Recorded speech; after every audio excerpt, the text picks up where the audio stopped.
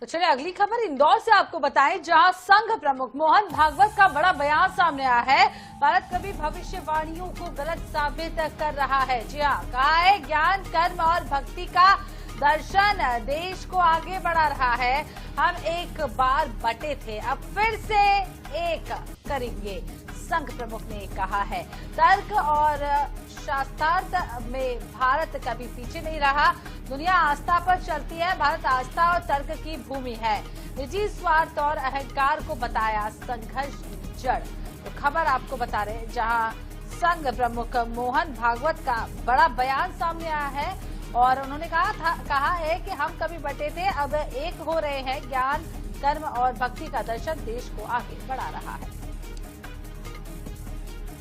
कर्म और भक्ति की संतुलित त्रिवेणी जीवन में कैसे बहाना, ये हमारे पूर्वजों ने अनेक पंथ संप्रदायों के माध्यम से अनेक रास्ते बताकर सबको बताया है। उस पर श्रद्धा रखकर आज भी अपना देश चलता है और इसलिए सबकी भविष्यवाणियां झूठी कराकर हमारा देश आगे बढ़ रहा है।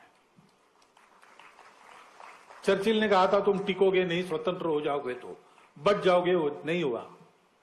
इंग्लैंड बटने की स्थिति में आ रहा है। हम नहीं बटेंगे, हम बढ़ेंगे आगे। कभी बट गए थे, वो भी हम मिला लेंगे फिर से।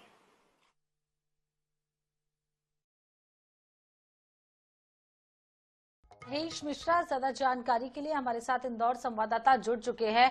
महेश, संघ प्रमुख मोहन भागवत का बड़ा बयान, क्या कुछ मायने?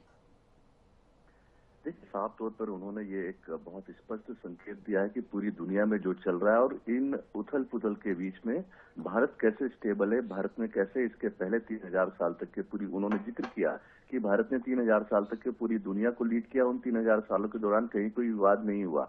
भारत ने दुनिया में कभी भी जब लीड किया है तो लोगों को ज्ञान दिया है, दुनिया के देशों को ज्ञान दिया है, पर किसी के ऊपर कंट्रोल नहीं किया। तो यही बताना चाह रहे हैं कि जो भविष्यवाणियां हुई थी, चर्चिल का उन्होंने जिक्र करते हुए कहा कि चर्चिल ने कहा था कि भारत को जब आजाद किया जाएगा तो भारत बिखर जाएगा, पर आज इंग्लैंड बिखरने के कगार पे है और भारत जो है उसके कुछ हिस्से जो दूर हुए उन्हें भी भारत जोड़ने की स्थिति में।